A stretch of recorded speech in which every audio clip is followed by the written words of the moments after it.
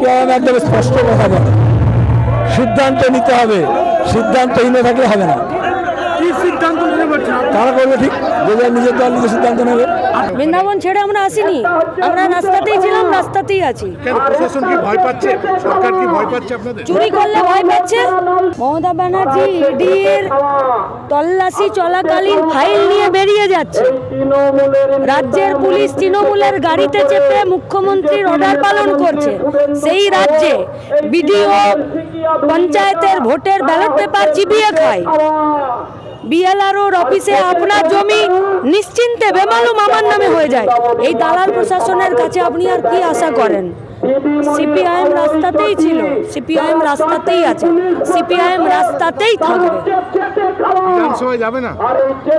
বিধানসভাটা রাস্তার জন্য, বিধানসভার জন্য রাস্তা নয়। রাস্তা আছে বলে বিধানসভা আছে, রাস্তা আছে বলে পুলিশ আছে। কাল রাস্তা থাকবে না, মানুষ থাকবে না, বিধানসভা থাকবে না, পুলিশও থাকবে না। রাস্তা আছে বলেই মানুষ আছে, মানুষ আছে বলে বিধানসভা আছে। বিজেপি কিছু করতে চাইলে অবশ্যই হতো। পার্থ চ্যাটার্জি নিজের বাড়িতে, অনুব্রত নিজের বাড়িতে, জ্যোতিপ্রিয় নিজের অফিসে বসে বাইট দিত না। এরপরেও যারা ভাবছে যে বিজেপি তৃণমূলকে টাইট দেবে, তাদের প্রতি আমাদের করুণা ছাড়া আর কিছুই হয় না। আলো পিচ ছেড়ে গ্রামের ধুলো মাখা মাটিতে যান। পাড়াতে ধর্ম ভাষার রাজনীতি নেই।